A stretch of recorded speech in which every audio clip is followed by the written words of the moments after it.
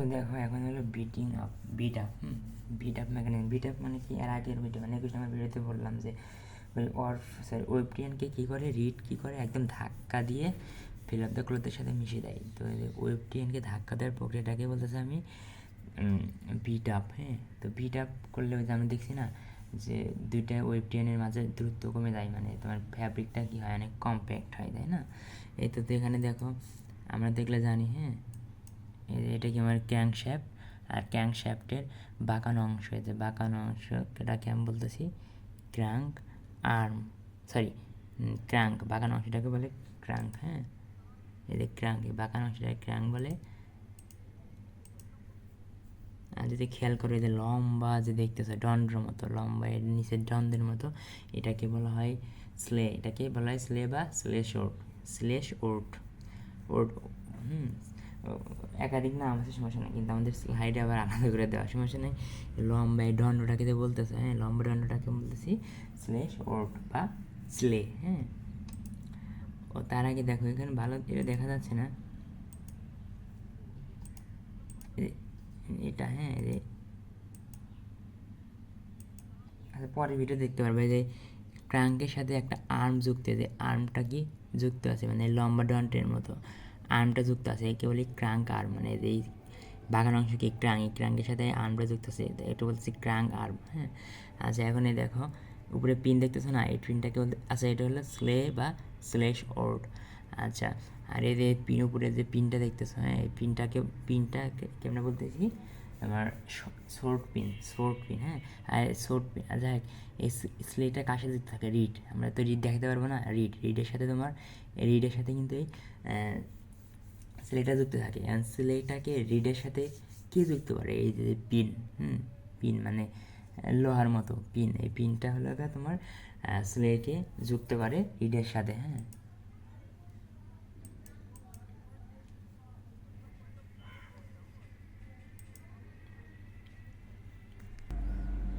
তো যাই হোক দেখো এখন, আচ্ছা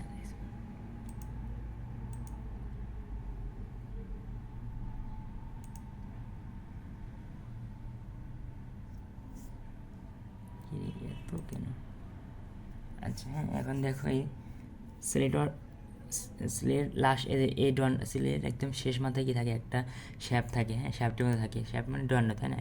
এই যে শ্যাফট, এই শ্যাফটটাকে বলতেছি রকিং শ্যাফট, কি রকিং শ্যাফট। আচ্ছা, না দেখতে পারে ভালো করে খেয়াল করা যায় সেলের নিচে যে সাদা সাদা দেখা যাচ্ছে না, এটা হলো তোমার শ্যাফটটাকে বলতেছি রকিং শ্যাফট। হ্যাঁ, এখানে ভালো দেখতে পারবো না, তা খেয়াল করো। হ্যাঁ, এই যে এই জায়গায় ফাঁকা জায়গা দেখতেছো না, এখানে ফাঁকা জায়গা, লম্বা ফাঁকা জায়গায়, ফাঁকা জায়গার ভিতরে তোমার শাটেলটা একবার বাম থেকে ডানে যায়, এবার ডান থেকে বামে যায়, তার মানে শাটেলের মধ্যে যে ফাঁকা জায়গা আছে, হ্যাঁ, ওই শাটেল বক্সের মধ্যে এখানেও কি ফাঁকা জায়গা আছে, ওই ফাঁকা জায়গার ভিতরে তোমার শাটেলটা চলাচল করে। তো শাটেলটা যে বোর্ডের ভিতরে চলাচল করে তাকে আমরা বলতেছি রেস বোর্ড, আর এ সি রেস বোর্ড। এটা হলো এই লম্বা দেখতেছো না, এই লম্বা, এটা হলো আমার রেস বোর্ডে। দেখো ফাঁকা জায়গা আছে কিন্তু একটু ফাঁকা, এই যে কাটসারটা দেখেছি, কাটসার বরাবর ফাঁকা জায়গা, ফাঁকা জায়গার ভিতর দিয়ে চলাচল করে, ওইটা হলো আমার রেস বোর্ড। হ্যাঁ,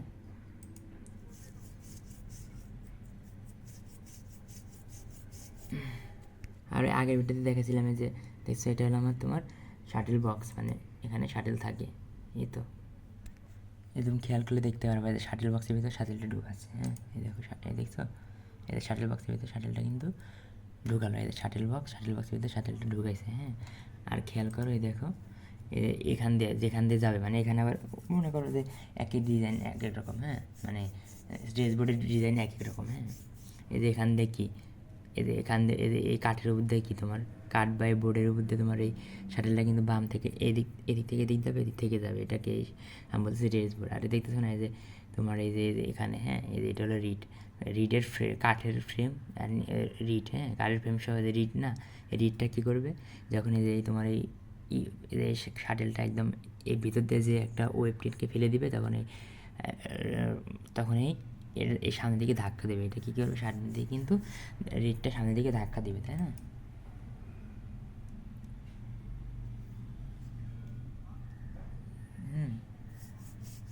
ওই দেখো বের করে শাটল বক্স থেকে এটা বের করার চেষ্টা করতেছে।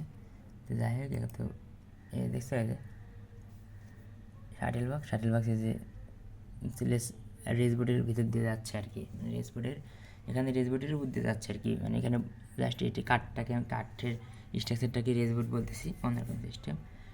রিড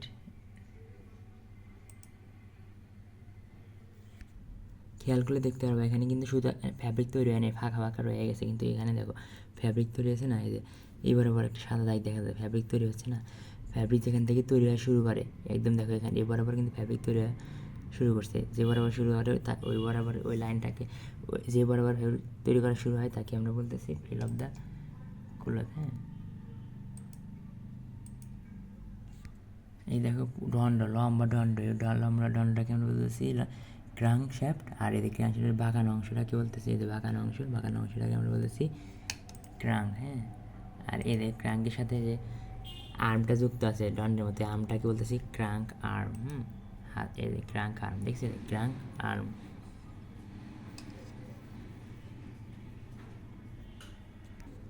এটা হলো আমার ক্রাঙ্ক আর্ম। এই লম্বা দণ্ডটা হলো ক্রাঙ্ক আর্ম।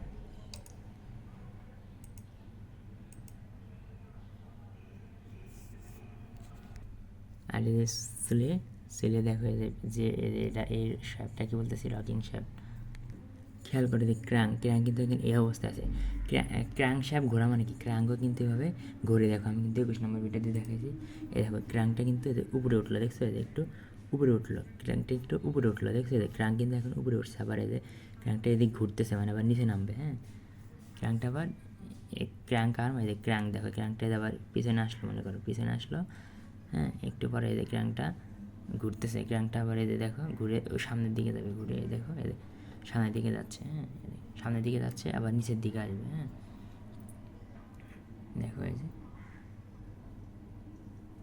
যে ক্রাঙ্কটা আবার নিচে আসলো, দেখছো একদম নিচে আসলো, এই যে একদম নিচে আসলো, আবার এই যে উপরে উঠতেছে, আবার উপরে উঠতেছে। হ্যাঁ, এরকম। হ্যাঁ,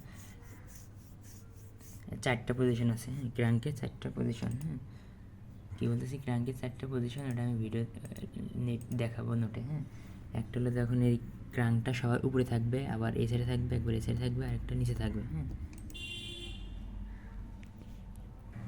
তো এই দেখো এই রিডটা সামনে কখন আসবে, রিডটা সামনের দিকে কখন আসবে, যখন তোমার যখন তোমার ক্রাঙ্কের বাঁকানো অংশটা সোজা সামনে থাকবে। হ্যাঁ, আচ্ছা মানে এটা দেখানো যাবে না, আচ্ছা। আর পিছনে তখন ক্রাঙ্কের বাঁকানো অংশটা যখন নিচের দিকে যাবে, তখন ক্রাঙ্কের দেখো ক্রাঙ্ক নিচের দিকে যাচ্ছে, নিচের দিকে যেখানে রিডটা কিন্তু সরে গেছে, দেখছো সরে যাচ্ছে, খেয়াল করে সরে যাচ্ছে। এই দেখো আবার ক্রাঙ্কে দেখো উপরের দিকে উঠবে। এই যে ক্রাঙ্ক দেখো, এই যে ক্রাঙ্ক এদিকে আবার উপরে আসে, উপরে থেকে যখন এইদিকে আসা শুরু করবে, এই যে এদিকে আসা শুরু করবে, তখন এই যে আমার এই দেখছো এই সামনের দিকে আসতেছে আমার রিডটাও কিন্তু সামনের দিকে আসতেছে। হ্যাঁ, এই দেখো আবার এর নিচের দিকে যাচ্ছে। হ্যাঁ, যখন এই ক্রাঙ্কটা নিচের দিকে যায়, তখন এই যে এটাও এইদিকে পিছনের দিকে চলে যায়। হ্যাঁ,